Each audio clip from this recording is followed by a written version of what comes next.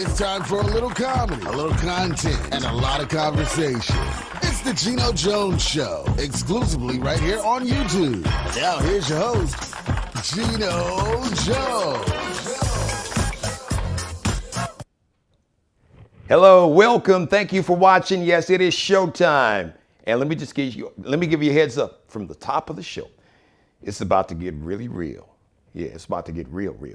The Geno Jones Show. I come to you live Monday through Friday, 6:30 p.m. Eastern, 5:30 p.m. in Chicago, Central Time Zone. So maybe you could be in St. Louis, maybe in Houston, in Dallas, up in Milwaukee, Minneapolis. 3:30 p.m. on the West Coast, out in Los Angeles, the city of angels, up in the Bay Area, San Francisco, Oakland. Stand up in Portland, Oregon, where my daughter, my firstborn, has got a birthday in 10 days. Boogie, a.k.a. Lauren Hill Vaughn, and my son-in-law, Jonathan, 1:30 out in Hawaii. Please subscribe, like, and share, or subscribe, share, and like. Subscribe to my YouTube channel. You and everybody you know, please be a part of the Geno Jones Network and the Geno Jones Show family. Please tell everybody you know, folks you like, that you love, folks that you really don't know, folks you know well, folks you know too damn well, folks you can't stand, folks you hate, folks you don't even know. Tell everybody, or as my man Nelly would say, repping St. Louis, tell everybody they got to check out the Geno Jones Show. So my guest, he is a regular contributor. He is a sports broadcasting icon, Eric Clemens, formerly ESPN, Fox Sports 1, BET. All right, so let me start off this way. Let me start my monologue off this way. When I was a little boy, my grandmother, Jean Jones, who I'm named after, would always say, Jeannie, what goes on in the dark comes out in the light. Now, she would tell me that so I wouldn't lie, and just to let me know, be very careful of what you do, good and bad, because what you do behind closed doors or you do in the dark, you think nobody sees it, you keep that up. What goes on in the dark will eventually come out in the light. And then something I taught my daughters. Be very careful. The energy that you put out in the universe and how you treat people, that energy comes back to you. It's called karma, and it's real. You don't have to, you can believe in a higher power or God or your definition of a God, what he, she, it looks like. You can believe in nothing at all. But whether you believe in it or not, karma believes in you, and karma will find you. Just keep living long enough. As my grandfather used to tell me about that. So what does that have to do with my monologue today? Well, I touched on this yesterday. So a guy named Brian Flores, a brother, an African-American black man from the Brownsville section, a legendary neighborhood in New York City. As a matter of fact, that's where Mike Tyson grew up. As a matter of fact, definitely I know Mike Tyson. And somebody else, a lot of famous people came from the Brownsville section of Brooklyn, New York. Anyway, so Brian Flores, former head coach of the Miami Dolphins in the National Football League. He filed a lawsuit. It turns out it's a class action lawsuit. He is suing the National Football League. Now, this lawsuit came out yesterday. So basically, 2 weeks before the biggest game the NFL has every year, the Super Bowl. Brian Flores suing the National Football League, the New York Giants, the Denver Broncos, and there's one other team that Eric will tell me, but it escapes my mind. But anyway, he's suing 3 teams. His old team, Miami, the Miami Dolphins, Denver Broncos, and the New York Giants for racial discrimination. So Brian Flores was on TV today. I saw him on ESPN. I think he was on CBS Mornings with Gayle King, and you got my man that used to play for the Detroit Lions. He's a part of the show. So this is some of the things that Brian Flores had to say. He said, we need change. He said he hopes to coach again in the NFL, but if he doesn't coach because he understands, suing the NFL, Colin Kaepernick just took a knee and he's been whiteballed. He still can't get back in the NFL. So, damn, y'all whiteballed a dude for just taking a knee. You can imagine what could happen to a black man, former head coach in the NFL, that sues and is forming and opening up a class action lawsuit for other black coaches to be a part of the lawsuit, suing the NFL. Ooh, now you got to understand who really runs and owns the NFL.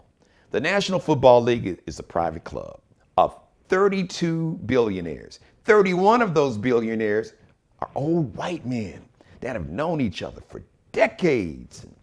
A lot of power, billionaires. And, they're not used to people telling them what to do or what they gotta do or have to do. They're used to doing what the hell they want to do, when they want to do it, how they want to do it. They have one owner, he's a Pakistani, actually, his family immigrated from Pakistan. So he's a Pakistani American, Shad Khan, the owner of the Jacksonville Jaguars. So you got 31 owners, a private club. They're really funny about who they hire and who they put in positions of leadership. All right. So these are some of the things that Brian Flores said that really just floored me. So his former team, the Miami Dolphins, their owner is a guy named Stephen Ross, billionaire. I think Stephen Ross I digress. I'm not even going to go into how he got his money. It really don't matter. The dude is a billionaire. All right. Went to the University of Michigan. He's done some charitable things. I think he's got an organization that's supposed to help out, working with trying to improve diversity. But now, here's the real deal. What you didn't see, like I said, what goes on in the dark comes out in the light. So what you didn't see going on in the dark, that apparently, according to Brian Flores, Stephen Ross was offering Brian Flores $100,000 per game to tank games. So for every game you lose, dude, I got you. I'm gonna give you $100,000 off the top, on top of your salary. But I want you to lose games because we want to tank. Now, why would an owner I know people are looking at me right now, Geno, what the hell? That don't make sense. Actually, it does. But let me explain it to you. Why would an owner, dude, you own his team, you spend all this money, why would an owner want his team to lose games? So his team would have a better chance at getting one of the top players, because the way the NFL works, they have a draft, and all the top players in college, they enter the draft, and the team with the worst record gets the first pick, and the team with the second worst record gets the second pick. So if you tank it, if there's a great quarterback, like there were, which they had an opportunity to pick and they didn't, I digress, I'll get into that a little later. So 2019, that was Brian Flores' first year in Miami. He wants him to tank so he can get one of these top quarterbacks. I don't know who the owner had his eye on. So he's like, hey man, look, dude, take a vacation. According to Brian Flores, the owner, Stephen Ross said, hey, don't worry about it. Take a vacation. Now, how's the head coach going to take a vacation in the middle of a season? I don't know what that was going to look like. I don't know how that was going to happen. Please, maybe Eric can help me with that. He said, don't worry about it. Take a vacation. For every game the team loses, I'm going to give you a $100,000 bonus per game, per loss. Really? Is that what we're doing now? Second, he had an interview in 2019 before he got the job in Miami with the Denver Broncos. A guy named John Elway, legendary quarterback, one of the greatest players in the history of the National Football League. He runs the Broncos. So Brian Flores shows up to the interview, and then an hour later, so the black man wasn't no CP time. The white dudes who were interviewing the black men showed up on CP time. And according to Brian Flores, he said they came in late and it seemed like they were hungover. The term they used was disheveled. He said it looked like they had been out drinking all night. It's just disrespectful. An interview. Can you imagine the folks that are going to interview you for a job What does that say? It's like, you don't even respect me as a man. You didn't think enough of me to kind of, gargle, drink some Listerine and wash your mouth out, not come in smelling like alcohol, looking drunk, an hour late to a job interview for a man that you want to lead your organization? Think about that. Somebody that you want to lead your company. If you own a business or a company and they show up, the people who are hiring you, potentially going to hire you, they show up an hour late, hungover. Really? Do I want to run? Do I want to be the face of this organization? I don't think I want this job. So he wound up getting a job in Miami. All right. Now, this is the tripwire. How did this story become public? So I guess about a week and a half ago, 2 weeks ago, so Brian Flores was going to be interviewed by the New York Football Giants, the Mara family, owned by the old money, old white dude, his family. They passed the team down to the family, through the family. Anyway, he was scheduled to have an interview like on that Thursday. So anyway, Bill Belichick, who's the head coach of the New England Patriots, even folks that don't know anything about football, Bill Belichick and Tom Brady. Bill Belichick was Tom Brady's coach in New England for almost 20 years. Yeah, they won 6 Super Bowls, blah, blah, blah. Oh, okay. Brian Flores was an assistant. He was the defensive coordinator. So he was an assistant coach in New England. As a matter of fact, the last Super Bowl that New England won, Brian Flores was the defensive coordinator. That means he ran the defense. And then there was a guy named Brian Daboll, white dude. It was also on the same staff at the same time. So Brian Flores gets a text message the Monday before his interview was scheduled on that following Thursday, saying, "Congratulations, the Giants." And he said, "Yeah, blah, blah, blah." Folks in Buffalo and New York are saying, "You're going to get the job." I'm paraphrasing. And then Brian Flores says, "Yeah, my interview is Thursday." Then it hit him. It's like, "Oh, I got the job. But damn, I haven't even been interviewed. My interview is not till Thursday. And you saying folks in New York and Buffalo said I got the job?"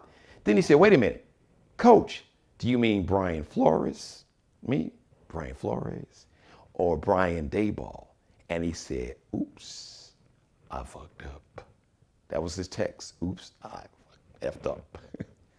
I sent the text to the wrong Brian.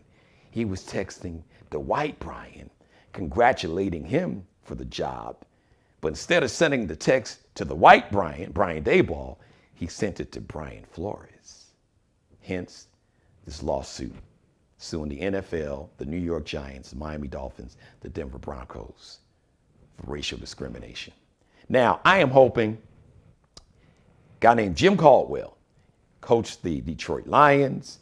Matter of fact, was on the staff with he was on the staff with Tony Dungy when the Colts won the Super Bowl. He's not coaching. As a matter of fact, the last time he coached the Detroit Lions was the last time they had a decent team and a winning record. He lost his job for winning. Then they brought in a former assistant from the Patriots, and he couldn't win nothing. Hugh Jackson. As a matter of fact, Hugh Jackson is the former coach of the Cleveland Browns. He is, as a matter of fact, been on camera. I just saw him on TV for about 15 minutes saying that, "Wait, hold on." The owner of the Cleveland Browns basically paid me. He said, "I didn't get $100,000 per game, but I was basically paid or incentivized to lose games." Now here's the catch. So first 2 years, Hugh Jackson was the head coach of the Cleveland Browns. They were 1-31 out of 2 years. First 2 years, they only won 1 game. The third year, Hugh Jackson gets a contract extension. Who does that? You reward a dude that lost 31 games out of 32, and you give him a contract extension and more money. Now, see, we didn't know at the time what was going on, but Hugh Jackson spilled all the tea today. So I'm hoping Jim Caldwell, Hugh Jackson, Eric Bieniemy. Let me talk about Eric Bieniemy real quick.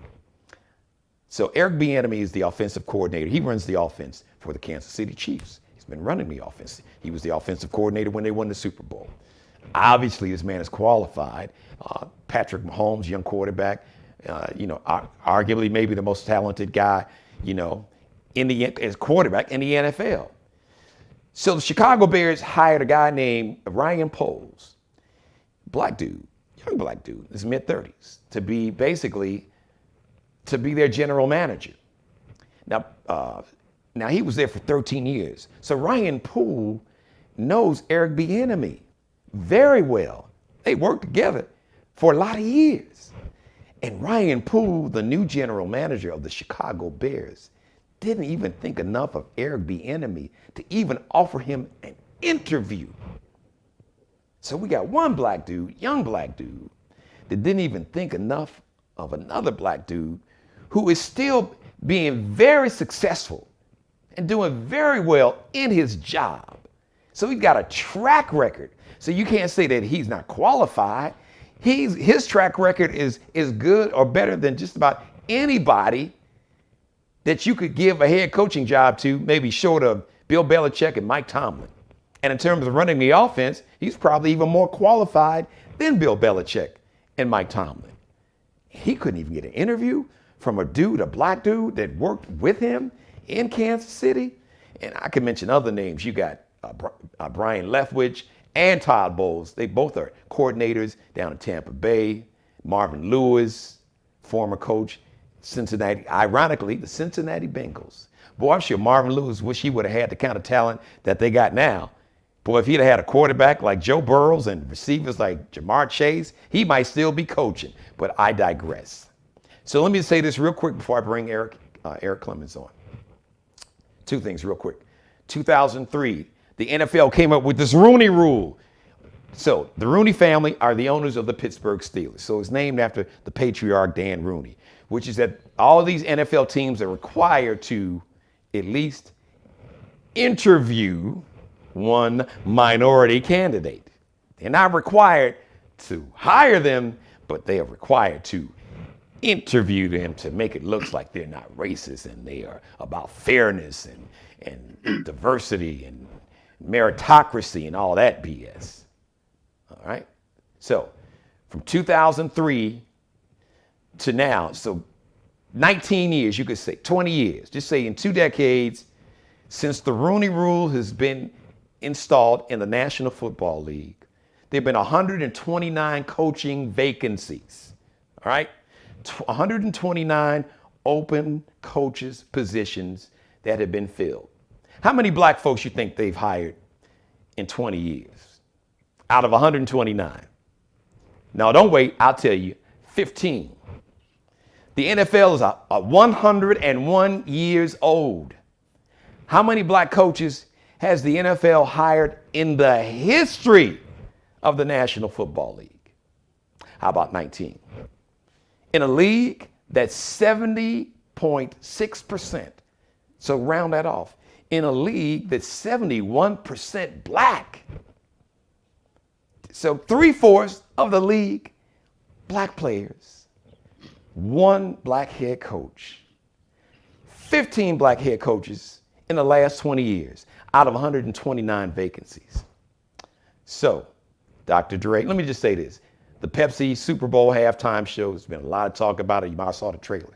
You got Jay-Z, Dr. Dre, Snoop Dogg, Mary J. Blige, Eminem, all doing the halftime show. Listen, Jay, I love all you all. Look, I'm in the entertainment game. I've been playing your music. I've, met you guys. Now would be a really good time to really do something for the culture and be like, you know what? Whatever the contract, I don't know what the contract says. I don't know how much money you got to pay back. I'm not spending anybody else's money, but I just got to be honest and keep it real. Jay, a billionaire. Dr. Dre, a billionaire. Snoop, probably damn near a billionaire. Mary, she ain't hurting for money. Not now. Eminem, really? Kendrick Lamar, I forgot Kendrick Lamar. Wouldn't it be wonderful if Jay-Z and Dr. Dre and Snoop Dogg and Kendrick Lamar, Mary J. Blige and Eminem said, we out. We ain't doing this.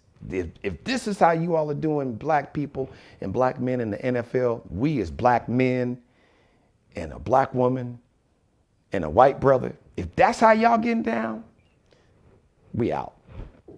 Write them a check. Whatever, what y'all, you know what?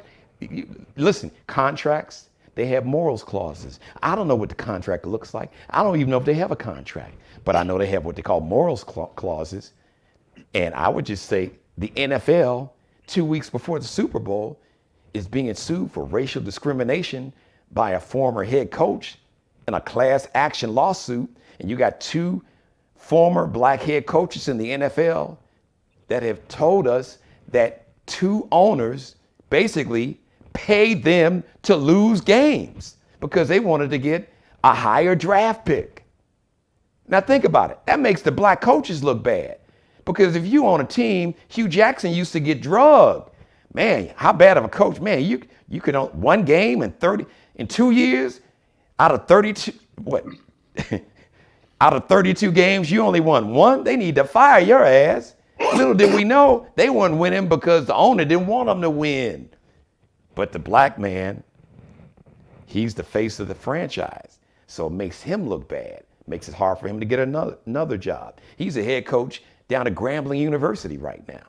So I just wanted to throw that idea out there. Jay, Dre, Snoop, Kendrick, Mary, M. I'm out. I don't know about you. I know people love the NFL. They are emotionally invested. I love the game. I almost played pro football. I played semi-pro football. I love the game. And I said last week, before the story broke, I said, I love football. I love the game. But I hate so much about the NFL because of the owners. And I'll be damned if they didn't prove me right. Not even a week later. I said this, go back and watch Thursday or Friday show. I said it then. And this story happens yesterday. Let me bring on my man, Eric Clemens. I want to thank him for being so patient. I had a lot to get off my chest, Eric. I'm sorry, bro. So I'm gonna do like DJ Cassidy. I'm gonna pass you the mic. I'm gonna shut the hell up, and I'm gonna give you the floor and let you start wherever you want to start and go wherever you want to go. I think it speaks to power and how it's used. And forgive me, I have a little nasal drip today, so if I clear my throat every now and then, that's the reason. Oh, man, I'm just glad to have you with me. We don't have it, and they do, and so it's pretty obvious right in front of you with Colin, and he took a knee, and the rich boys didn't like it, and so he's been whiteballed from the league, because you can't tell me that there are 30 quarterbacks in the league right now that are better than Colin Kaepernick is or was when we last saw him. I know he spent that much of that last year injured, hurt his neck, some things, but still had some pretty impressive statistics.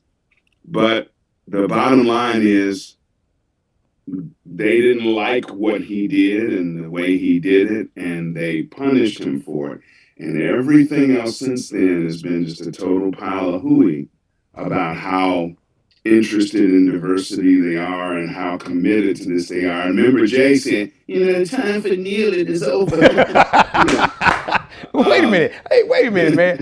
I knew you were talented, E. I've known you for a while, but I didn't know you were that good with impersonation. That's about all I can do with him, though. I can't hit us with that J again, man. The time for kneeling is over, But and so you got all this money, and all these billions, and these billionaires, and the bottom line is the fabric of this country is more comfortable with us being in the role of buck gladiator than it is with us being in the role of deal negotiator and Owners. momentum creator. Yeah. You know, it's okay as long as you're running down the field and catching passes. You remember, we both old enough to remember, they didn't love black quarterbacks. Warren Moon wasn't drafted. That part. A Hall of Fame quarterback that threw arguably the prettiest ball. I agree. In NFL history. I agree. Won a Rose Bowl at Washington in 1970 something. Whatever it was. We're giving away our age. We look pretty good, you know. And the dude wasn't drafted. And went to Canada, won 5 championships. That's a whole nother story. But so Eric. And his numbers ain't even, and from Canada ain't really even included in the other numbers. Come on, man. That's professional football. But anyway, yeah, let's go back to the other thing. We got to do a show, me and you, just about Warren Moon alone. Because that's the whole show. That's my God. You hit a tripwire and you triggered me on that. But let me ask you something. But hold your train of thought. I don't want you to lose where you go, but I want to piggyback on something because you were talking about Jay. You did that great impersonation. I can't even do Jay. Like you got it. I can't either, really. Because I mentioned about Jay-Z, Dr. Dre, Snoop Dogg, and Kendrick Lamar, and Mary and M. We're not doing a halftime show, but I want to go one step further, and I want to get your take. Yo, Jay and Dre, Snoop, y'all, if y'all watching, and somebody please show them this episode. Because it's real. I'm not even trying to be funny. Listen, like I said, Jay, you a billionaire. Hell, your wife is a billionaire, just about. She probably is a billionaire now. So y'all got 2 billionaires just in the house. Dre, you a billionaire. Your boy Jimmy Iovine, he a billionaire. Snoop, probably damn near. I'm sure Mary plugged in. Why not all you all get together? Holler at Oprah. Somebody holler at Robert Smith, the black venture capitalist, the brother who paid the college, like the outstanding debt of the Morehouse class. I think it was the class of 2019.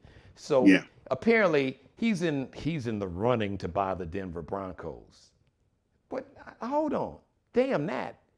Let's get everybody I just mentioned, Eric, and then holler at Jeff Bezos, Elon Musk, Richard Branson. Say. F the NFL. Start a new league. Now, look, it ain't going to take off the first year. Well, but you never know with that kind of money. Listen, people don't understand, and Eric will co-sign, he knows better than me. The NFL wasn't always the NFL we know it now. Baseball, for decades, was America's pastime. In the early and mid 60s, really the late 60s, the NFL was in trouble. As a matter of fact, how we got the NFL, the reason you got the AFC and the NFC, they were 2 separate leagues. The NFL and the American Football League were separate, but they realized, snap, we ain't gonna make it unless we merge. That's how, in I think 68, you had the merger. And the 68 to 69, that's when Joe Namath, the Jets won the Super Bowl because the AFL, they was like they were like the black folks. It's like, the NFL's like, we're the NFL, we've been around, get out of here, get out of here, get off my lawn. The AFL, they was like, oh, wait a minute, we can ball too. Joe Willie. Yeah. So the point I'm trying to make is, listen, nothing lasts forever. And you all are the king of sports in America, NFL, but you know what? You can be toppled, okay? Nobody is unbeatable, nobody is invincible. And when you got that kind of money, the kind of money I'm talking about, like I said, just think about it. And the money they can attract, Jay-Z, Dr. Dre, that whole clique. Dr. Dre's plugged in with Jimmy Iovine. Jay, you in the league. You in the league, and that's why I said holler at Oprah, Robert Smith, and it's a bunch. They're black, not just here in America. Man, we got some brothers in Africa that's billionaires on top of billionaires. We don't even know their names. It's so big. They this exist. This is the beginning of what could be a lasting ripple effect. What do you think about that idea? What do you think about that idea? Of course. My opening statement was it's about power. It is about power. And when you don't have the conglomeration of the money backing something, then you don't have power. And so Colin Kaepernick stands maybe with a few teammates, but overall he has no power. Now, could you imagine if Aaron Rodgers kneeled with him, or if some other, if some players threatened to walk out until he was brought back into the league? Or wait a minute, I call him Lucifer, but for many of y'all think he's football Jesus, Tom Brady. Right. How about, all right, Tom, you retired. Now we got something for you to do. As a matter of fact, and you know Brian Flores very well. Yeah. You were playing for the Patriots. He was your defensive coordinator. He helped you he helped you win some Super Bowls, partner. Okay. It's just so sad. It's like, here was a guy who was first off everybody's lips. First, we're shocked. Why did he get fired? They won 8 of their last 9 games. What? They fired him. Why? Oh, well, he didn't play nice. So it's always the dichotomy. It's always that the black dude or woman is never given the same leeway as their white counterpart. So if a white dude cusses you out like Bill Parcells or Rex Ryan or Buddy Ryan or whoever, Mike Ditka. he's an intense dude. Right. If a black dude cusses you out, he don't play nice. Right. He doesn't get along well with others. And labels follow you for a long time around the National Football League. Yeah, they do. And it appears that he already had one. When he left Miami, and word started leaking out there, well, he just didn't play nice with others. That wasn't. Well, wait a minute now. You can't possibly think that people who aren't talking, but some who are leaking stuff out, are leaking out everything. There's 3 versions of one story: yours, mine, and the truth is somewhere in between. Yes. And so this dude, you can look at him sitting there to see how intense he is and how proud he is and how passionate about football he is. And to fake him out, to basically disrespect him and all the other ones, because it's proof you can't legislate behavior. You can't legislate that somebody does the right thing. You hope that these billionaire owners would see, wow, that is a bright dude. Let me bring him in here. I think this dude could really take us places. But no, they just determined that certain things are not going to happen. But the bigger story to me is owners trying to bribe their coaches to lose games. I mean, how many layers of crap does that create? But Eric, okay, hold on. Like I said, I told folks this show is going to be it's going to be real. So we're about to get really even realer than we've been. You have been around professional sports since the 90s, all right? You worked at the worldwide sports leader. So you've got relationships, contacts. Still, you've had conversation with coaches, owners. I know some Hall of Famers. What Brian Flores told us, we had been hearing people would, look, we joked about it. I would joke about it. Comedians, we made fun about it. And not just in football, in pro sports, in the NBA, not so much baseball, but definitely in the NFL and the NBA. Teams that we speak to the fact that that's really been like one of the worst kept secrets in pro sports, especially in the NFL and the NBA for decades. It's really not new. Yeah, when you reward, and I see it, I understand you want teams to have a chance to get better. And I don't know necessarily whether it's a better idea, maybe a lottery or something. So teams don't lose intentionally and the bottom 5 go in the lottery and whoever, or, like the NBA does. But man, and so it makes you call into question, like, when you see that late game drop pass, or when you see that late game fumble, hey, because this is how much money is going into it. Remember, the gambling stuff is being encouraged now. You see gambling commercials during all kind of sporting events in the NFL. I was gonna say, let's talk about it now. You know, gambling. As a matter of fact, the NFL, they damn near banned. Well, I know Paul Hornung, former Green Bay Packer. This is way back in the 70s. He was banned for a couple years at least. Alex Karras is another dude that played for the Lions. Was he permanently banned? Art Schlichter. Art Schlichter was permanently banned. But now, but here's the point.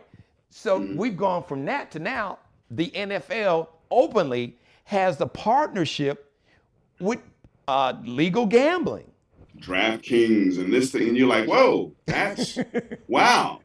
So I gotta tell you, when I saw that Rams game against Tom Terrific, and people who don't cough the ball up are coughing the ball up, I'm going, and I do the rock eyebrow, you know, the eyebrow goes up. Wait, tell the story. It's a true story, because Eric and I talked, and that's what he said to me on the phone. He said, G, he said, when Cooper Kupp all of a sudden, and right. when the Cam, I can't remember the running back's name.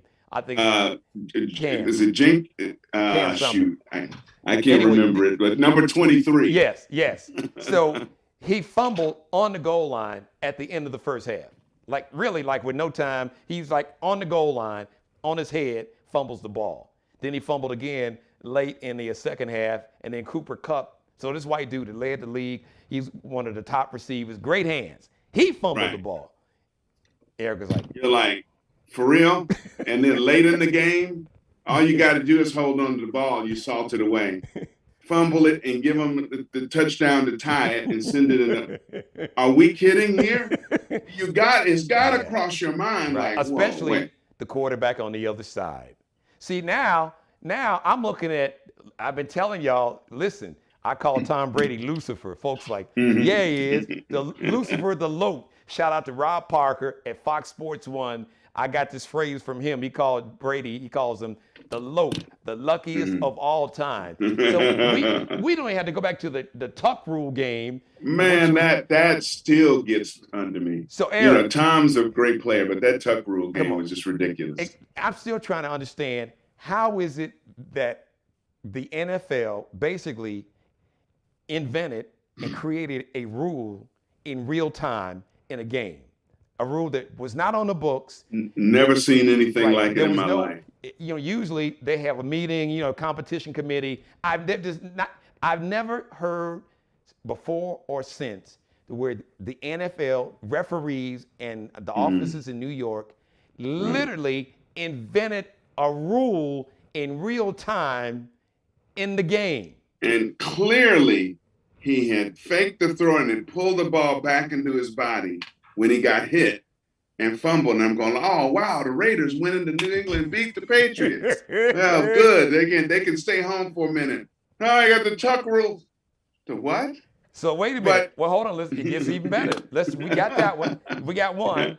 It makes you look sideways now. Let's talk about the Patriots and the Seattle Seahawks, that Super Bowl game. Seattle, second down, 1 yard line. They got one of the best running backs in the history of the NFL. Run over dudes, Marshawn Lynch. First down, he got from the 5 yard line to the 1 yard line. Second down, Darrell Bevel, they passed the ball, interception on the goal line. Kyle Shanahan, 28-3 lead in the Super Bowl at halftime to the Lote, Lucifer. They blow a 28-3 halftime lead. Questionable play.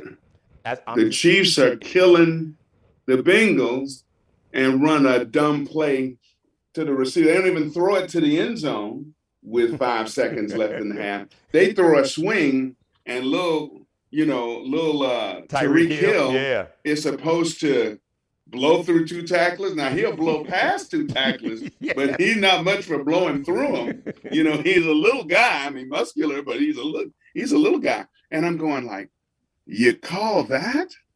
I'm like, wow, that's really bizarre. But anyway, going back to The biggest story. So this is going to call into question all of those things that you saw those bad teams doing over the year. And Roger Goodell and the guys are going to go like, wait just a damn minute now. We can't have our public doing it. And we got some black folk that might be a little bit more active than we like right now. They might be talking in a back room somewhere about Bolton, about canceling the halftime show. We ain't gonna play for no league like this. We're not gonna. I'm putting it out there. I'm putting it out there. I'm not shocked at all that they treated Brian Flores and other candidates like this. I mean, don't waste people's time if you gonna fake. You know, just go back to the good old days. No, we like hiring good old boys, and we're not gonna be told to hire no niggers. I'd rather you say that. Right, because that's what's happening. So let's talk about the players real quick, man. So here's my thing. This is what I would love to happen. First of all, I would love, and not just the black players. See, I'm not gonna get into Brady, but this, you know, outside of just being lucky, this is my take, okay? This is me. But one thing I am good. I pick up on people's spirit and their energy and vibe. And to me, Brady has always come across as a phony. To me, that's just me.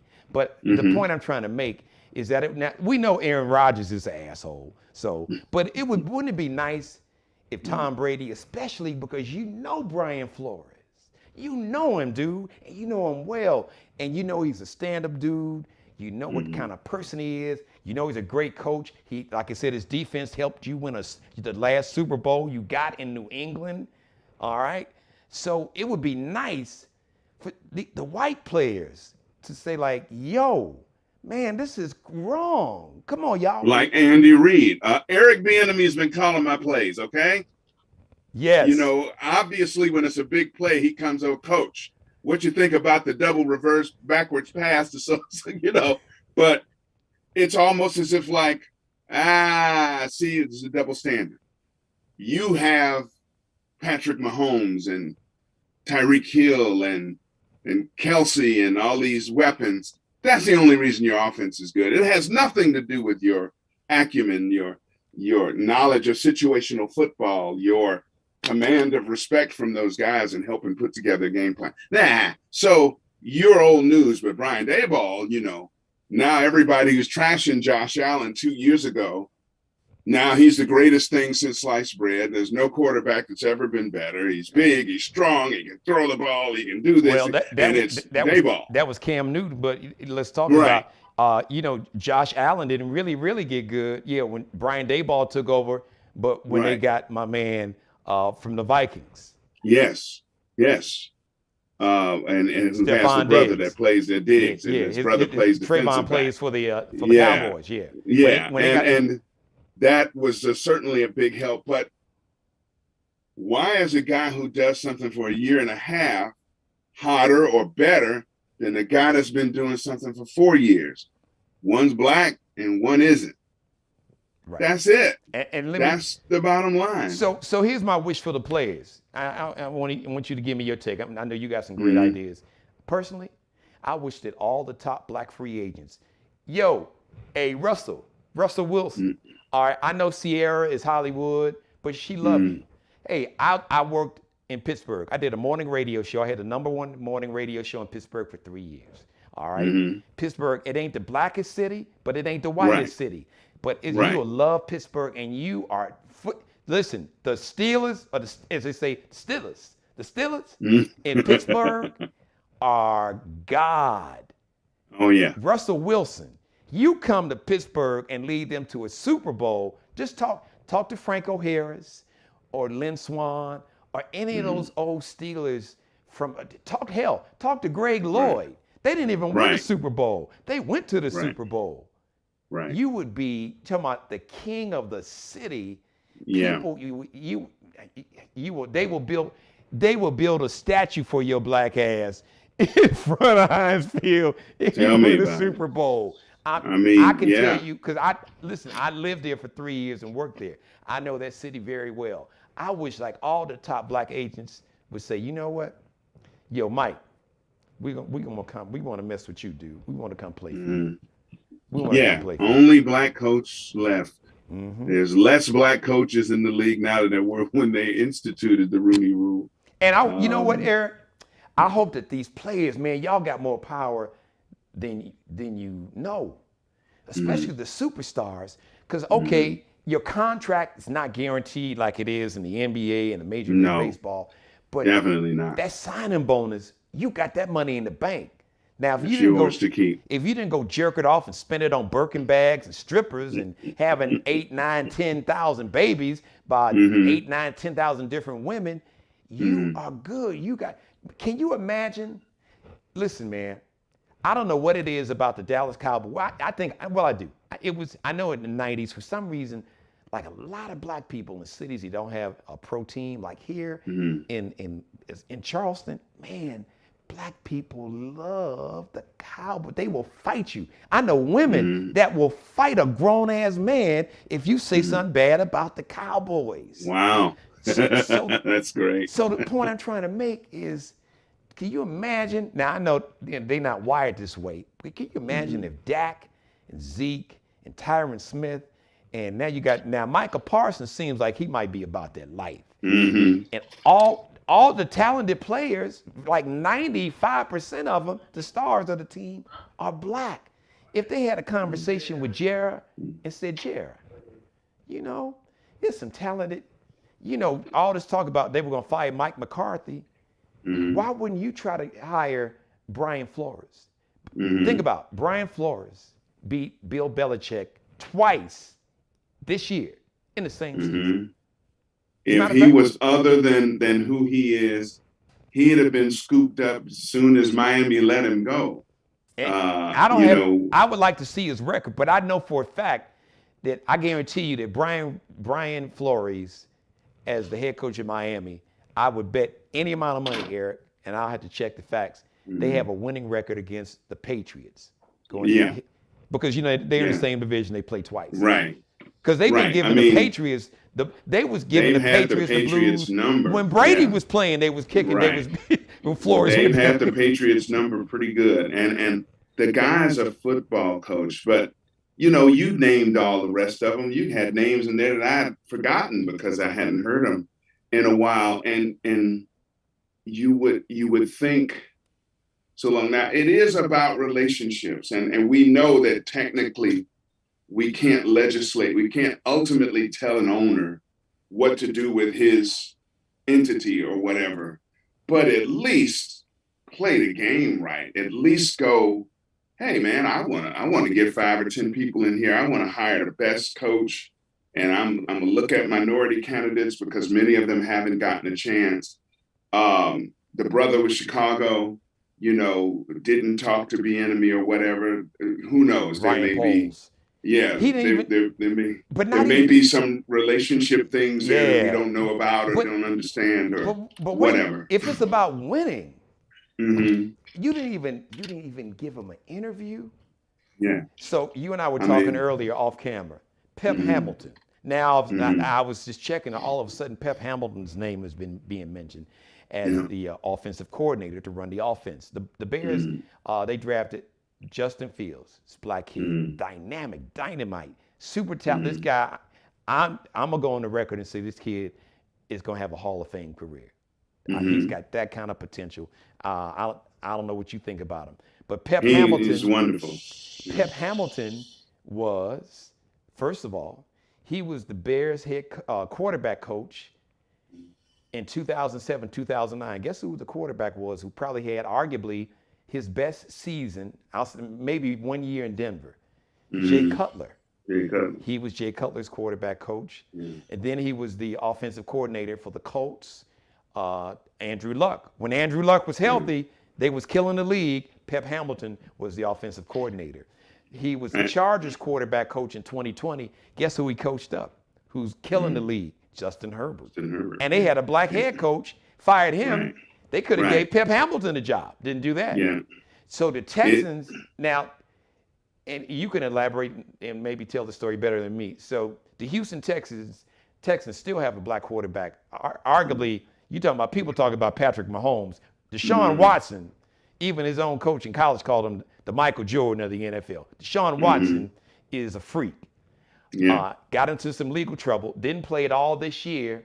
So they had this white dude they drafted in the 3rd round. I can't think of his name that nobody knew Mills. about. Yeah, David Mills. It's like, who's this dude? Man, he coached this dude up, and the Texans played hard. And then they hired a black coach 1 year, didn't have Deshaun Watson, didn't have a lot of talent, fired the black head coach.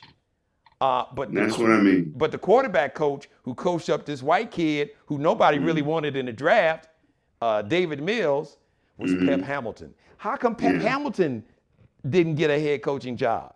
You want him, so you hire this dude from Indianapolis, a team that couldn't even beat the worst team in the NFL. All they had one job, Eric. All they had to do was win the last game of the season. They go in the playoff, a chance of being in the Super Bowl. And they couldn't beat the worst team in the league. But you get the defensive coordinator from that team, Chicago, and make him the head coach. So what if you could talk to the players, behind closed doors? What would you tell them?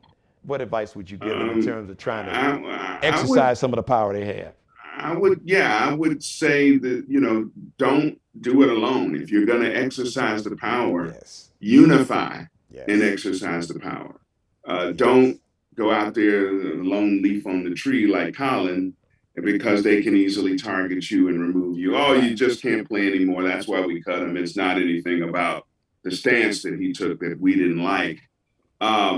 So unity always beats that. Again, a lot of these football things are about relationships. Ryan Poles, the brother, he has brothers sprinkled all over his staff, and he did do that again. We don't know the ins and outs of what his relationship may or may not have been with Eric Bieniemy or some of these other people, but I do know this, that he has a plan, and he's getting people in lockstep with that plan. And I think as long as you have people like that are in agreement, and again, we talked about that unity, the team has a chance to do well. You will see the difference in coaching and accountability and leadership and all that kind of stuff with them. I mean, let's go back to Lovey. 10-6, oh, that's not good enough. You fired. Hey, listen, it sounds like you got a lot of faith in Ryan Poles. I don't, because it's just, I'm looking at who he passed over. So, okay, even if we take Bieniemy off the table, Jim Caldwell, Byron Leftwich. See, people forget, they'll say, well, Tom Brady was already great, blah, blah, blah. Jameis Winston, the year before Brady got there, their offense, you couldn't stop them. As a matter of fact, there was no team, really, there was no defense in the NFL that could stop the Tampa Bay Bucs offense. Who stopped Tampa Bay's offense? Was Tampa Bay themselves. Right. Byron Leftwich had like over 30 touchdowns, but hell, he had 30 interceptions. So the point I'm trying to 33 touchdowns, 30 interceptions. There you go. I don't think we should judge anybody based on the fact that they passed up people whose names we know or who have these credentials, because Eberflus has credentials. I mean, he's been around a long time. It's about those relationships and connections that you have with everybody. Some of them go back. I've read some stuff from people, we coached high school at this and they went to Mississippi. And I'm like, what? They find these connections with people. So people do that. I think the young man has a plan, and the young man has put it in place and found a coach that he was in lockstep with. And in that man's case, the coach happens to be white. See, he did that right. It's not even so much that he's white, but I still got to look at you sideways, because as far as I'm concerned, there were multiple black dudes who, as far as I'm concerned, are more qualified. Jim Caldwell, this dude's never been a head coach. Jim Caldwell has won in the NFL. But Jim Caldwell, 67. So there's a lot of people who are going to hold that against him. How old is Pete Carroll? How old is Bill Belichick? All of them old, but they're established. They're in their spots. How old was Marv Levy? If they came out right now, there might be some stuff for people who might not Oh, they'd want hire to touch them right if now. he was. I guarantee you, white head coaches will not have to worry about ageism in the NFL. But I don't think we should put more pressure on the brother because he passed up some brothers. I think everybody got to start somewhere. Bill Belichick started somewhere. Pete Carroll started somewhere. The great general manager started somewhere. Let's let the young brother do his thing and see where he goes and see where this leads. Because if it does, they'll be having to replace coordinators because the coordinators are the next hot thing. They hired Matt Nagy because he was the next hot thing because he had worked with Mahomes. But see, okay, let's talk about this hot thing. Who determines who's hot? Like these media and all these pundits and all these people. But Eric Bieniemy suddenly didn't become the hot thing anymore because, again, black people held to a double standard. And so you only are successful because you got Patrick Mahomes. So you're not successful because of your. So let's talk about Eberflus. How did he become the hot thing? His defense, they weren't no top. They weren't a top. They were top 10. They were consistent top 10 defense and force a lot of turnovers and very much like Lovey. Very much from that tree. All right, Eric, I got you. Here we go. We're gonna play the analytics game, the numbers game. Okay, Eberflus had a top 10 defense. But what team had the number one defense across the board? Pass defense, run defense, points. What team was number one? Yeah, you tell me. I give you a clue. You and I know the head coach real well. We don't know him personally, but as fans, we know him real well. Buffalo. Okay. Leslie Frazier. Right. Used to play for the Chicago Bears. Yep. Number one defense across the board. Didn't even get a phone call. So you could see Eric is. We don't know that he didn't get a phone call. Did he get an interview? We don't know. We don't even know that really. They didn't really list all the people that they interviewed. But I'm saying Leslie's name has been mentioned. So again, the ripple effect on all of this is: were they all being faked out? Did you think? Was all of them? Having worked in sports media at the highest level, do you think if Leslie Frazier would have been a serious candidate, that would not have leaked out? So you don't find it funny? Names. We did hear Jim Caldwell's name mentioned in Chicago, but we didn't even hear. Their brass liked him. We didn't hear Leslie Frazier, and he used to play for the Bears. Yep. But let me ask you. But Leslie Frazier is a solid coach and a solid candidate, and will probably make somebody good. He wasn't very successful the first time around, but I think he'll get another shot somewhere if it's all said and done and it's all done fairly.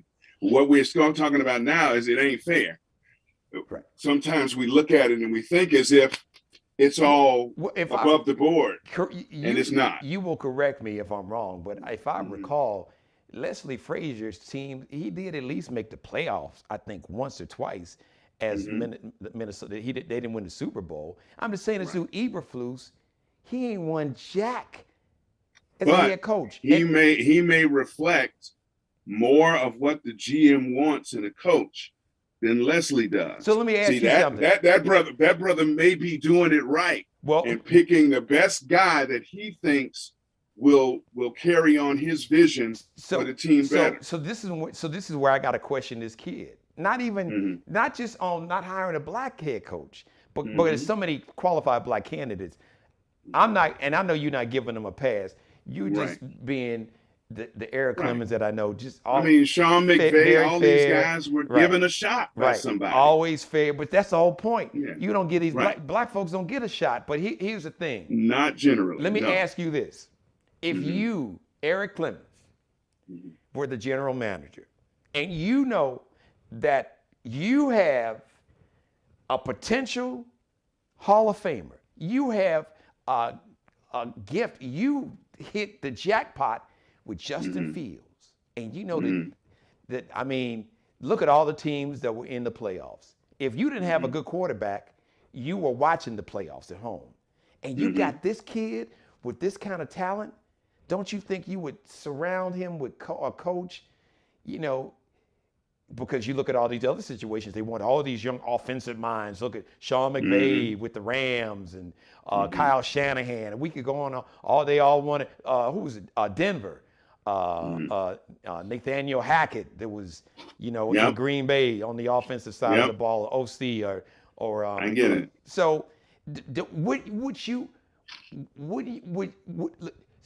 Eberflus, just all things that we know, knowing your most important asset and that you want to get the maximum out of a quarterback, would he been your choice at all?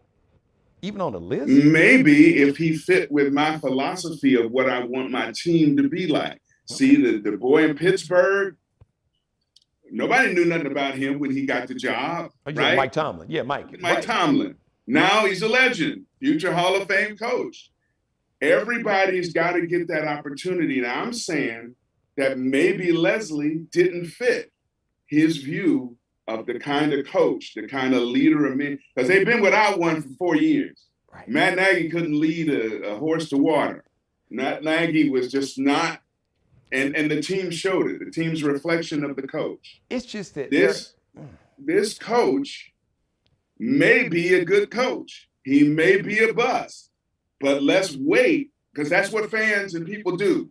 They got the whole thing figured out for you. You should hire this guy. You should hire that. You snitching on yourself. You still a Bears fan, and I've been done with the Bears since '85. After they let the team get. Well, even Mike Ditka, he was a special teams dude, but he was the perfect dude to come in. And give the team the push and discipline it needed. But the defense was run by Buddy Ryan. I would argue they probably just need. I think Buddy could have been the head coach. They could have just got easily a good offensive coordinator, and they would have been good. Ditka's God. He could still run for mayor in Chicago and win. Well, I don't know about those couples. He didn't show himself now. He didn't win. He didn't well, win the MAGA route. Okay, but he could have been like 5 years ago. Oh yeah. You know what I'm saying is, everybody is nothing until they're something. I liked what I heard from the dude. It feels bad. I mean, I wasn't a big Leslie fan. I don't care if he was an ex-Bear or not. He doesn't seem like the type of temperament guy that should run that team and what they need to do. I could be wrong. I didn't like Caldwell. Yeah, all right. He could have been my coordinator maybe, but I didn't want him to be the head dude. And they both brothers. Now, I don't know Eberflus. I don't see no dynamic personality. It's just no. But you see a football guy, a guy that talks about the same kind of things Lovey talked about. Many hats on the ball. Really energetic stuff and going on. Since then, the league has changed. Look at the team. Look at the two teams in the Super Bowl. Mm-hmm. The game is not physical like that. The game, the league wanted offense, more offense. You can't even touch the quarterback. That's what people tell me about Brady. I'm like, he's a great quarterback. He's the most accomplished. But this greatest football player, stop kissing his ass. Brady could not have played, like you and I talked about it. He could not have played in the late 80s, early 90s. You get near Brady, he'll fold up like a tent in a hurricane. The 85 Bears defense, the 86 Giants defense, the Eagles defense from the early 90s. Please. Eric, man, I hear you.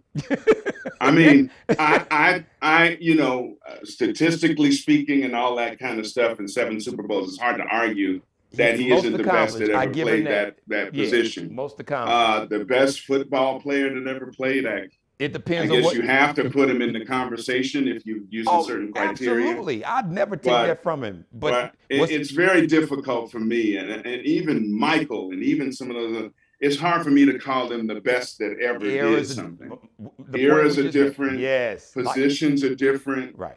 Okay, let me say this. Can you imagine Joe Montana, Jerry Rice, John Taylor, Brent Jones, Roger Craig, they would Bill average Walsh, 52 points a game. Wait a minute. Even without a defense, Dan Marino, Duper, and Clayton playing in this era. And neither one of those young men in the Hall of Fame yet. That's an absolute travesty. But Dan Marino is. And Lynn Swann is. That part. Please say that part. You know, because, I mean, Lynn Swann was flashy and good, but Duper and Clayton's stats are just as good, if not better, than his. Right. So what are you going to say? Well, it was more of a balanced team with Lynn Swann. I don't care. Those two dudes were impossible to stop. I know. So please don't misunderstand me. I'm not saying that. I like the fact that the brother went in and said, all right, if you're not going to let me pick my coach, I'll go to Minnesota. And they said, okay. And he was one of the guys that they liked, and he liked him too because they have a relationship in the back. So he picked his own guy. He'll sink and swim with this. Like I told you before, I think Nagy and Ryan Pace should have been fired before this season, past season even started. Because they shot their load at the big buck named Mitch Trubisky. Yes. And that year, I said they both should have been fired when they get out of here. Wait, they passed on Patrick Mahomes and Deshaun Watson. Traded up. When they traded up, I'm going like, well, didn't San Francisco just get Garoppolo? Like, why are they trading up? I said, oh my goodness, they're getting ready to draft Deshaun. Or, Patrick Mahomes was kind of back in the They're getting ready to draft Deshaun. Deshaun Watson, they just won a national championship. I'm like, they're going to get Deshaun. They're just trying to make sure nobody else gets it. Beautiful. And then they said, we select Mitchell Trubisky. And I was like, the white dude that then only played like 13 college games? Really? Mitchell who? My point. And you're like, many pundits had him rated ahead of, and Ryan Pace liked the car he drove. He drove the same car that he entered college with. See, that's the thing. That is the thing, man. I'm sorry. I'm so past this. You probably learned this about Eric. Eric is really just give everybody the benefit of the doubt, and really, we love the culture, and we are all about our culture, and we want to give brothers and sisters the benefit of the doubt. But I'm not as nice as you. I'm sorry. I call bullshit when I see it. I call foul when I see it. This whole thing about vision, and I get all that, but at the end of the day, Ryan Poles knows more football than me and you probably combined. Maybe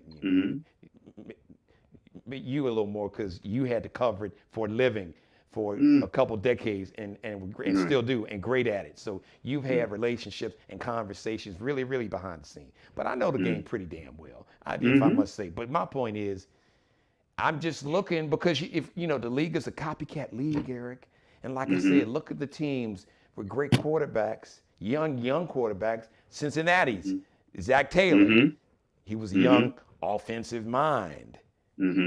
But I'm like I said, Eric Bieniemy is a good example. But now, you say Jim Caldwell. Listen, Jim Caldwell has got a laid-back personality, but it don't mean his teams, these brothers, they perform for him. So, I mean, I don't know what kind of personality that you want. You got I understand exactly what you're saying, but you got to let a person who gets the job pick his people. And if his people ain't the people you think they're supposed to be, then we start to hear fans complain. Like, what if Jim Harbaugh, now he seems to be available? Everybody would have gone, Jim Harbaugh. And if they'd have hired Jim Harbaugh, everybody would have been, but the brothers still would have been left behind. Yeah, but okay. There's brothers as qualified as Jim Harbaugh. Harbaugh, you can't even compare Jim Harbaugh and his success as a head coach, took a team to the Super Bowl, damn near won it. Then took the following year, went to the NFC Championship, damn near got to the Super Bowl against a dude that ain't never coached, been a head coach. No, that's not what I'm doing. But success, how we frame it, whatever we do. I mean, he was successful at Michigan. He won 70% of his games. Got his ass kicked in the Final Four. So does that mean he's a lousy coach? No. Well, it just means he got his ass kicked in the Final Four. Everybody in Michigan wanted Jim Harbaugh fired until about 3 months ago when he finally beat Ohio State. And I'm hearing he asking for $100 million over 10 years like Gruden got or whatever. And how did that work out for the Raiders? How did that work out for the Raiders? Maybe the Bears, the Bears, like Dick said a long time ago, they throw nickels around like manhole covers. So they wasn't going to come off that kind of money. No, not so if Jim Harbaugh winds up in Minnesota, great. He has a pedigree. He has a proven track record and all that kind of stuff. But, coaches today, most of them are CEOs anyway. They kind of oversee different stuff, which is why people are plucking these coordinators from most of them. Because the coordinator, I mean, you see it like, it's funny. I noticed some broadcasts and stuff. When the Chiefs do something special, it's Mahomes, his athletic ability, or what a call by Andy Reid. Right. What a call by Reid. Andy just told you, I ain't calling the plays. He's got to come out and go, yo, the black dude that's not me. That's him. So, now it's a pickle, bro. They're really in a pickle. And it's, were these names being, well, we know the answer to the question. These names are being thrown about so they can look good because of the Rooney Rule. But when the bottom line hits, we'll probably see one head coach in the NFL that's black, Tomlin. And the other ones would just be sitting out there going, whoa, what happened? I totally get it. I mean, he's got an offensive coordinator that was a passing game coordinator at Green Bay, giving the dude a shot. Got a defensive coordinator that was a defensive backs coach someplace else, brother, giving him a shot because he's got an idea. But the black coaches, 1 year, think about it, because people say, well, Denver hired a black coach, Joseph? Vance Joseph. For 1 year, fired him. Steve Wilkes, Arizona. Before they got a quarterback, they fired him. So many of them. Then the next year, they got Kyler Murray, and then they went out and got Cliff Kingsbury that had never coached nothing in the NFL. Right. He didn't even launder the jock straps in the NFL. Right. And he had a losing record in college. Name me a black head coach that had a losing record in college that would get a head coaching job and a chance to coach a talent like Kyler Murray. So have black coaches been treated unfairly? Absolutely. And now the cat is out of the bag. But it's hard. I mean, I know that they had to move fast. I don't know who else the brother might have talked to. Maybe he and Eberflus hit it off so well and connected on other stuff that he didn't want to talk to nobody. And I have no idea. Maybe we'll learn all the ins and outs of that. I don't know that guy's going to be the right guy for the job. We'll find out. But he don't have no experience working with a young quarterback. So he better get that. And he's not going to do it. He's going to have the offensive coordinator and the game plan coordinators do that. Quarterback coach. Because that's not his area of expertise. And that's what I'm saying. Matt Nagy said, I'm the dude. It all comes through me. And we see where that got us, And, nobody really complained when he got hired. He had the nice pedigree. He was from Kansas City, and he called some plays for the Chiefs, and they're doing this and they're doing that. I felt that was a mistake because I was like, who really? And they're doing, when he said he was having fun at halftime of Green Bay, because he had a punt return for a touchdown and a nice little play that went for a long touchdown or something. And I'm like, wow, this dude is really out there. This guy doesn't appear to be that kind of dude to me. He appears to be about his business. He appears to be in lockstep with the GM. And I'm telling you, when you got that unity, it's easier to build a winning tradition. Yeah, I mean, there should be synergy. I think right. The GM and the coach basically should be like a mind meld. Right. They should look at football, see it the same way, have a similar philosophy about the game, and overhaul that scouting department and pluck those or fourth wait a and minute, fifth rounders. or trust that your coaches can coach up and coach the develop guys talent, up. and that Right. you are a good enough talent evaluator, but Exactly. but collaborate in terms of taking input from your coach. Exactly. Exactly, because there's some fights going on about guys that were drafted. I can't believe that nobody fought Ryan Pace and go, you better not pick this dude over Deshaun Watson. Are you out of your mind? Now listen, that would have been my point. You mentioned that, and it's funny. So you got Chris Greer is a general manager in Miami. This is black. When he was Brian Flores' boss. Brian Flores wanted Justin Herbert. Right. But for whatever reason, the owner, Stephen Ross, wanted Tua Tagovailoa, I guess because he played at the University of Alabama, won a national championship, and Nick Saban was his coach, and Nick Saban used to coach. Shouldn't you be smart enough to give your guy what he wants, and he sinks or swims with him? But you find and that's why I think the dude that he wanted is now one of the best quarterbacks in football. That dude be slinging it. That dude be slinging it. And so you're like, wow, this dude is a lot better than I thought he was going to be. Yes. You know. You could have had this kid and been in the playoffs, but you didn't listen to Flores, and you took a dude that's like broke down, like an old broke down dog. and then they start off 1-7.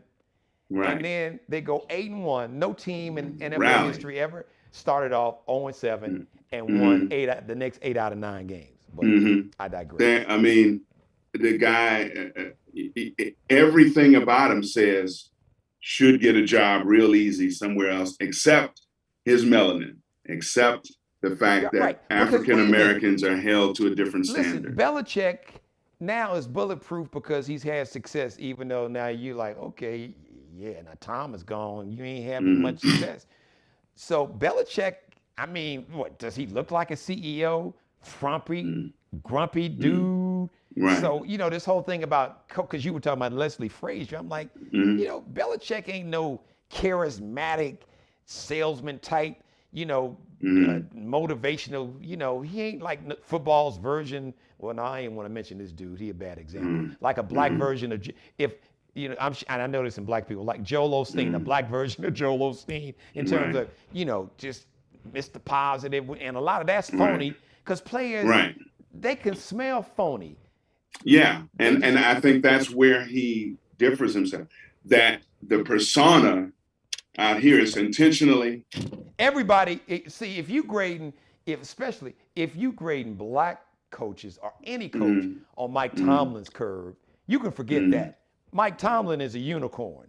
I mean, in terms of his personality, leader of men, being able to manage egos and personalities, and X's and O's. So Mike Tomlin is completely why you think the Steelers still held on to him, okay? And never had a losing season in 15 years. Yeah. So Mike Tomlin, I mean, the one thing about the Tomlins and Belichick's and whatever is they definitely now Belichick won't really hold you accountable publicly.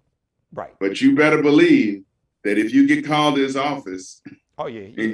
What did I say before? I said, do your job. Right. What are you out here covering that area for? And you're supposed to be over here. And sit your ass down. Right. You better believe that's what he's said and done to certain people. I'm sure Tom Brady had a different set of standards because he's Tom Terrific or whatever.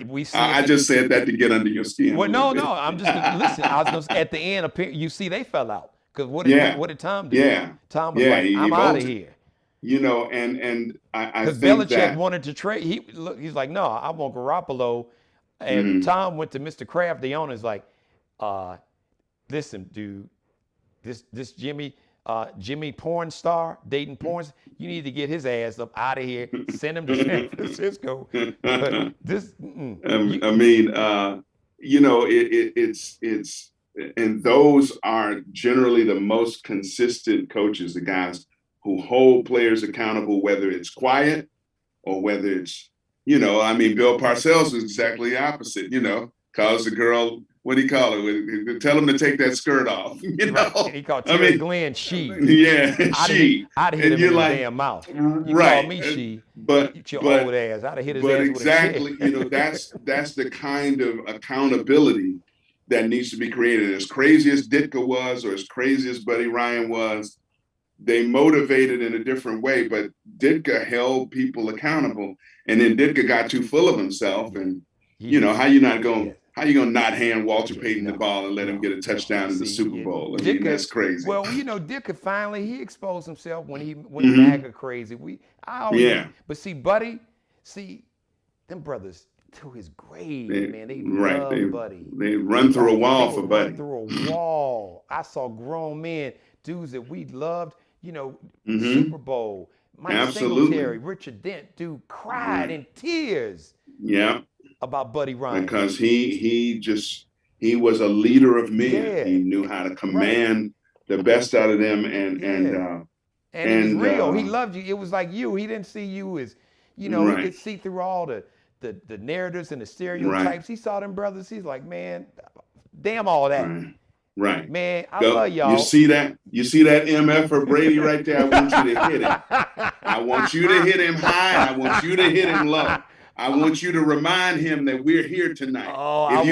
If you get a fine for an illegal hit, that's all right. I'll pay him. Just get him. Dude, I would pay anything if they had a time machine that really worked to put Tom Brady. Come on, you know them conversations. Wait a minute, because remember, who did the Bears beat in 1985, the Super Bowl that was in the 86 season? Yeah. The New England Patriots. New England Patriots. I would love to put Tom Brady in a time machine and let Tom Brady be the starting quarterback in that Super Bowl and see how he acted after they got through beating his ass. If I got it right, they had the young Tony Eason. Yep. And the older Steve Grogan. And they were hoping this, man, I hope they don't start that Grogan, because he's smart enough to recognize some stuff. He might hurt us. Oh, they starting Eason? Oh my God, because Eason kind of moved around like Brady. Now, I'm not comparing the two. Brady's much more. Yeah, but he was kind of immobile.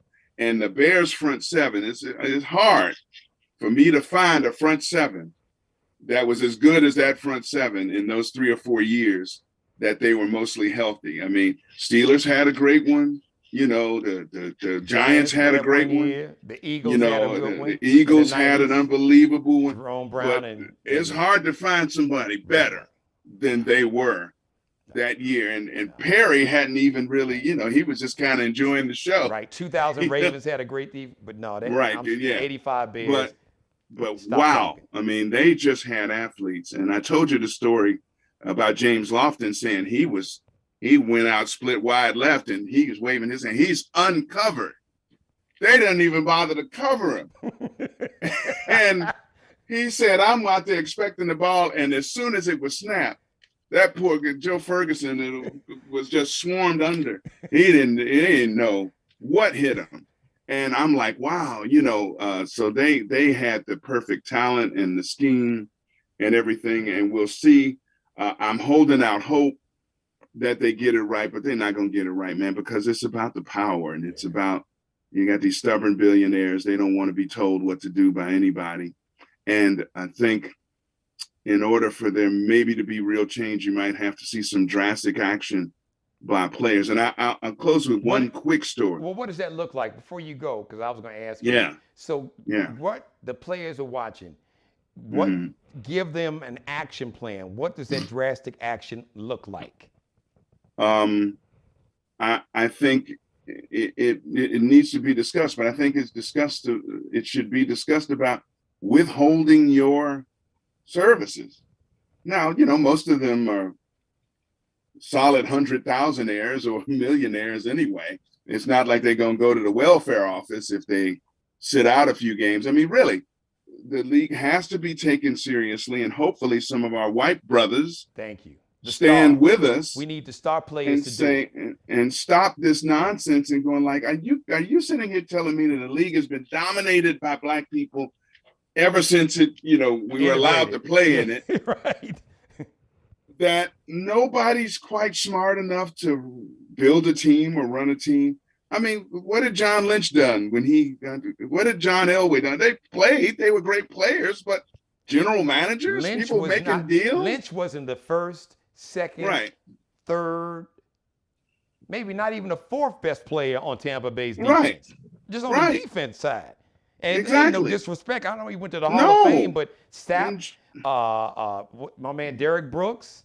Mm-hmm. You had who else did we have on there? We had we had Rondé Barber. Yeah. You had Simeon Rice that one year they won the Super Bowl from Chicago. Yeah, and they had and I know we forget. They had another great line. They had another great linebacker. Was Hardy Nickerson? Hardy Nickerson played in Pittsburgh. And and they were not. And was Selman still in the league then, Leroy? No. He was gone by then. He was with Doug. But he was an Williams. unbelievable. Yeah, he was. He was a really dominant player. Yeah. It's hard because they had those ugly orange uniforms. Yeah, but Leroy Selman, it's hard to remember. I'm sure people would argue that Selman was better than Warren Sapp. Leroy Selman was, Leroy Selman, he went a year in college without even being knocked down. How can you do that? Think about that. I'm playing down, but nobody knocks me down for the whole year. Leroy Selman was a problem. So yeah, man, I think I love that idea. Need to really, and this suit is gonna be. This is a big deal. This has got them in a pickle. So this dude picked the absolute right time to file an action like this. So because now the world is looking at the NFL with the Super Bowl, right? Literally the world. So I say media day. I'm telling you, and I wish the players, at least the star players, because that's to send the message. It's got to be not the 53rd dude. It's got to be, and I don't know. And with the Bengals being so young, I don't know if they really got the moxie and, they're trying to win. But I would just love, like you said, for like the star players, black and white, to say, you know what, when you got that form, if you show up, say, hey, listen, we need more black head coaches. As a matter of fact, have a plan of action, and talk with some civil rights leaders or people who are activists and talk to some of the veteran players, man.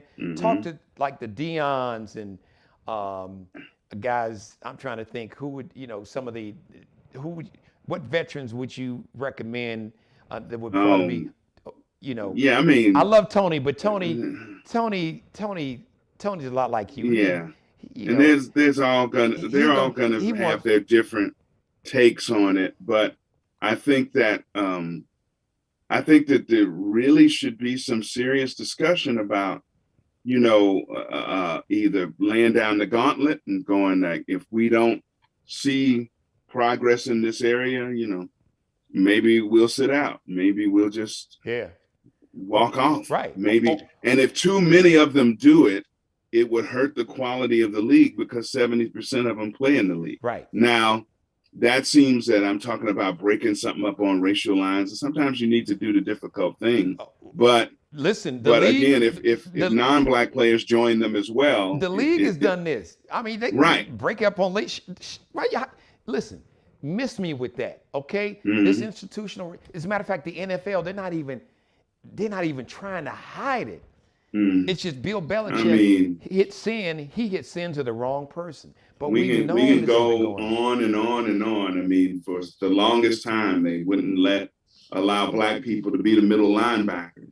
But the Willie Lanier's of the world and people like that said, wait a minute, I can call signals and be an impact player. And he was, and nobody could deny that. But, the quarterback, the most important positions they didn't want to play. So change for them.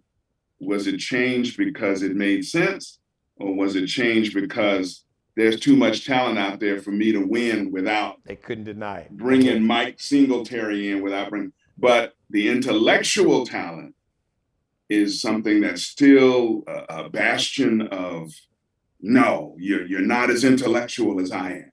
You can't. You didn't have the #1 radio show in Pittsburgh because you're talented. Yeah, and of your personality, you probably had a great producer. And that was an era of music where everybody was just listening to everything. See what BS that is? Well, considering I was my own producer. Right. I couldn't do what you did. Eric, let's use a football analogy. I was like an old school quarterback. I called my own plays. Now I had a head coach, but my head coach trusted me. He was like, dude. And you need that. That trust and that ability and that belief in you allowed you to be even more creative and more loose and all that kind of stuff. That part, please say that part, because shout out to Eric Faison. Yeah. Eric Faison. That trust. Yes. I mean, and it is in every kind of relationship, your wife and your marriage, your children, your parents, if you still have them, bless you if you do. All of that, when they look in that eye and say, baby, I believe in you. Don't you let nobody hold you down. Man, nothing's gonna stop you. And that's why the Buddy Ryans and the leaders of men could go there. Man, they didn't care what Buddy was, an old curmudgeonly dude from Texas. Didn't matter. Old Southern redneck dude. Through a brick wall for him, man. Because Mike Ditka, Buddy, boom. Yeah, Buddy. Because Buddy.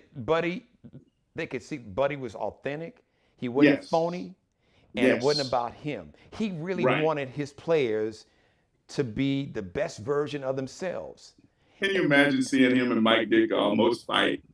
I loved it. I loved it. I'd have held Dicka's ass so he could have hit him. Oh man, hit him, buddy. Hit him again. You worry about that offense. I got the defense on lock over here. You just shut up and sit down somewhere. Take your ass over there somewhere. And that was Buddy, from what I understand. Yes. It's like, wow. Right. And so we're just on the cusp, man. This fear is ridiculous. The players. It's just ridiculous. Let's just wrap it up by saying this. And once again, man, I love doing this with you, and I thank you so much. I treasure your knowledge.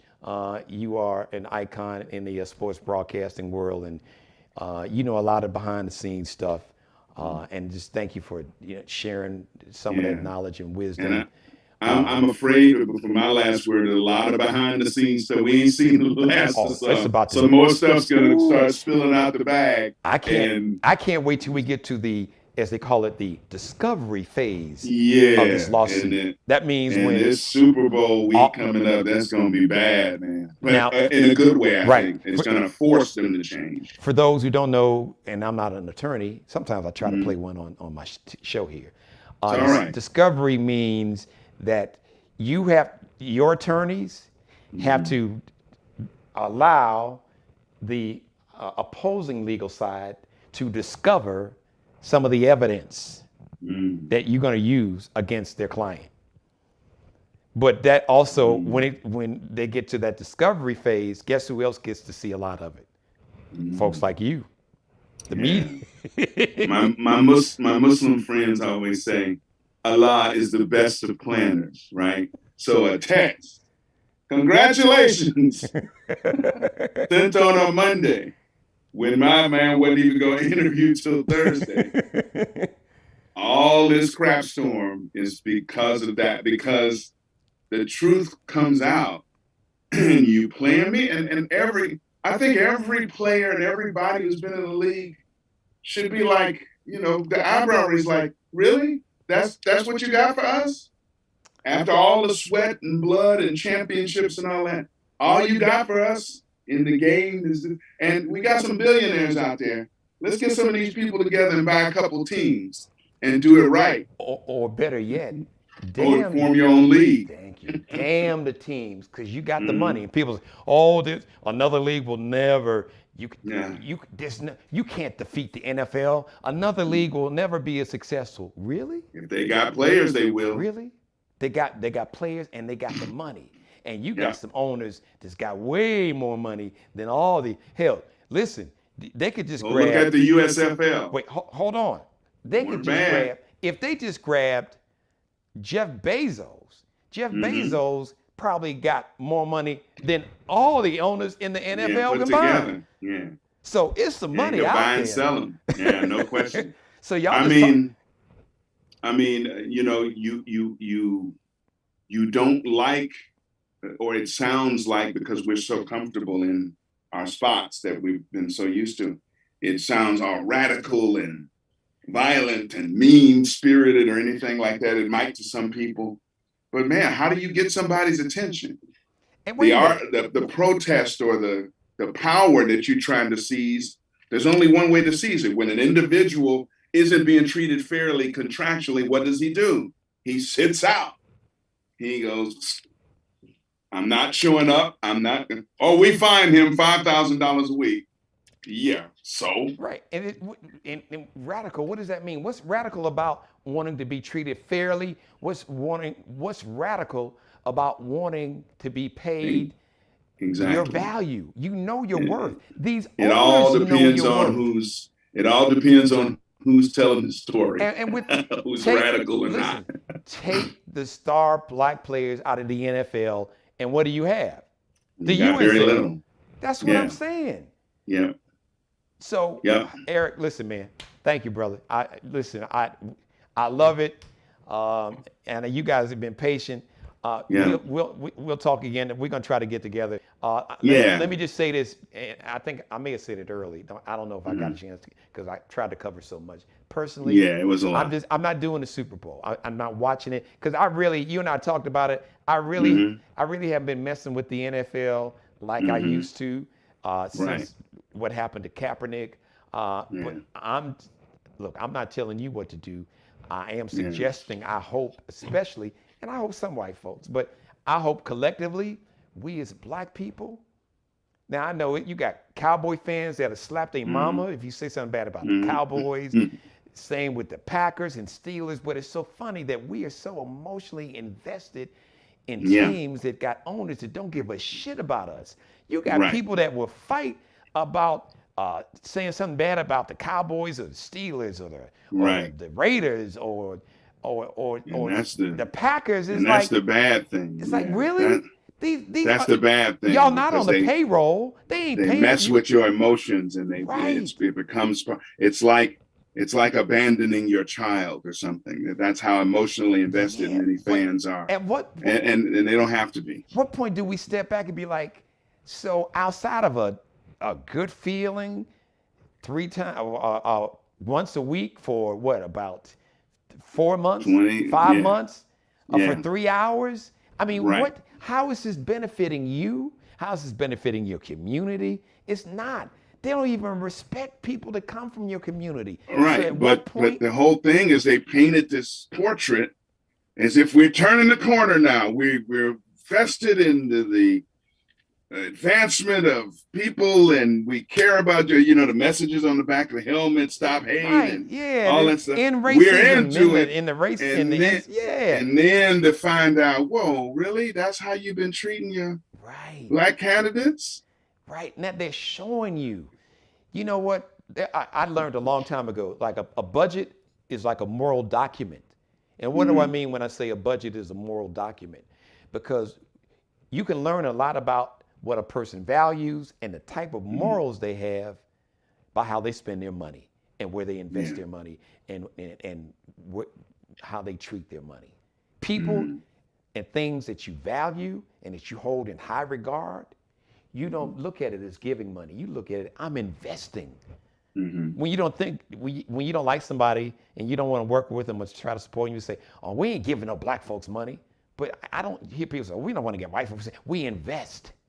We're investing, in white people. But with black folks, we don't want to invest. It's like, well, black folks just want reparations, want people to give them. Not to mention, forget that we had wealth that's been stripped away. We had cities that were destroyed and burnt down, and freeways, interstates that was literally built through neighborhoods, black neighborhoods that were very successful. That's a whole different show. And the point I'm trying to make is I'm encouraged all these young brothers, man, y'all got the power. And here's the thing, Eric. The owners have known this for a long time, and that's what scares them. That's why they freaked out with Kaepernick, because they's like, because here's the scary part. They're like, now the real checkmate move is when they get some of these white superstars and some of these young white brothers, I guarantee you, you're gonna see some of these young, I don't know who it's gonna be. I don't know if it's gonna be Herbert. I don't know if it's gonna be the kid that's in the Super Bowl, Joe Burrows. I don't know if it's gonna be Josh Allen, but it's gonna be some of these young white dudes. It's like the future, the next up, as they say. Some of them gonna be like, yo, man, these are my brothers. And y'all, and I had black assistant coaches and coordinators. Yo, this is wrong, man. We ain't doing this. I'm standing with Brian Flores. I'm standing with these black dudes. And that's what really, because, man, if them white dudes start doing that, see, it's one thing when we talk about, how racism has affected us. A lot of times, there's a significant, not all, a significant part of white folks are just, black folks are always always talking about race. But when white folks start checking each other, that's why all these politicians are banning books, because they don't want these young kids to know the truth. And they'll be like, wait a minute, damn, how could you treat, they're human. How could you treat another human being like this? This is wrong. See, they don't want to have that you talking about a power shift. When that happens, and I'm telling you, it's coming, because I see it coming. And that's the scary part. And these owners, all these dudes is in their 70s, damn near 80s. Jerry Jones is damn near 80. Stephen Ross is 80. All these cats. Robert Kraft down there in Florida at the damn massage parlor, the Asian massage parlor, getting caught up, with I mean, you said, come on. Come on, man. Oh, my God. Eric Clemens, man, I love you, brother. You are the best. I love you back, bro. Let's do this before this big game that I'm not going to watch. I know you probably going to watch it. We got our buddy, shout out to Kenny McReynolds, sports icon in Chicago. We're going to try to get him. I talked to him. So the three of us, that's going to be, y'all get ready for that. It's quite a slope. Yeah, hang on, because I don't think this is the last. This is the last you heard of some of this stuff. And really, until it came out, you suspect it was that bad, but I really didn't know until now. This guy, whoa, man, you're gonna bring somebody in an interview 3 days after you already decided on the other guy? Come on, man. Come on. I'd much rather you just say, we decided on the other guy already. Okay. All right. That would be better. Holler at your boy. Since you his biggest fan, you need to holler at Pose and tell him, hey, man. Us black folks, we got our eyes on you, bro. We rooting for you. Yeah. But I've been seeing and hearing some. I don't know, but I'm wondering. I see your hair looking seem like it feel like mine, but I don't really know what's on the inside. That's me. That ain't Eric. That's just me. So prove me wrong. I hope. Please, Ryan Pools, prove me wrong, because brother, I'm rooting for you. But I'm watching you. And my message to him would be the same. I'm rooting for you, but we watching. And if you don't produce over what you planned out of here, out the door. Just like you and me. We out. We out of here, man. Thank you, Eric. Geno, that's my love dude. you, bro. Love you, man. That's my Peace. dude right there, Eric Clemens. He's the best. Thank you for letting me be a part of your life. As always, God bless each and every one of you. God, most of all, thank you for letting me do the Geno Jones Show. Please subscribe to my YouTube channel. Go back and binge watch all my episodes. Subscribe to my YouTube channel.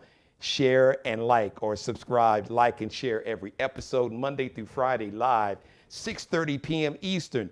Thank you, Mother. Shout out to the big podcast. My man, I see you, boy. I told you. You all thought I was playing. I told you.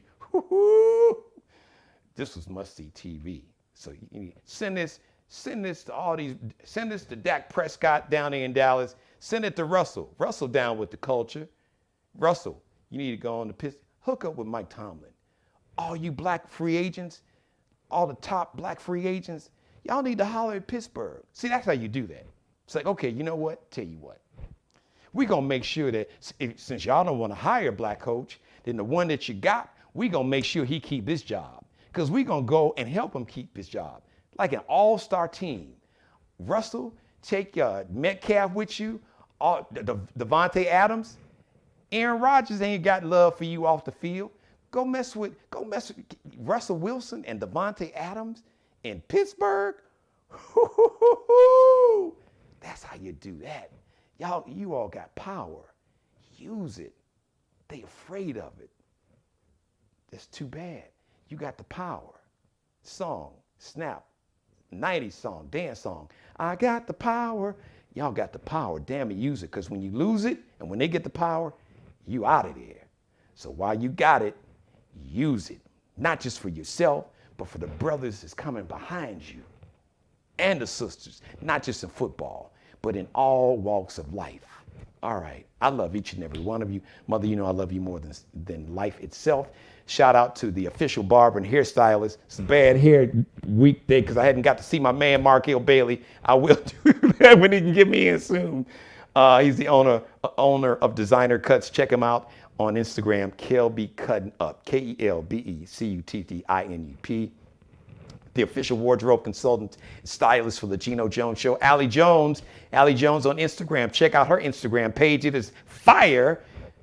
Super designer. She's a design major, Columbia College Chicago, and a designer. Check her out on Instagram. _ line below, that's called _ Lexi, LEXXIE, one space over, Nicole, NICOLE Designs, and Bruce Gage. Just search Bruce Gage on Instagram. The page is Miglio Di Mario Uomo. It's pronounced Miglio Di Mario Uomo, MIGILIODI, Mario, MARIO. UOMO. It's Italian. Just search Bruce Gage on Instagram. Check out his Instagram page. His fall fashions, fall winter fashions for 21-22.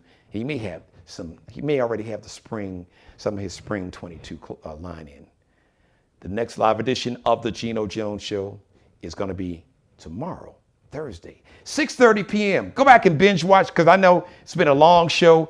It's been a special show. We had a really hot topic today. So if you came in halfway through, go back and binge watch it. Watch some of it tonight. Watch some of it tomorrow. Go to take your tablet with you on your phone. Show it to your coworkers. You Cowboys fans, send this to Dak and Zeke and all them, and to Trayvon Diggs, and send it to Micah Parsons. Send it to number 11. He looked like he's about that life.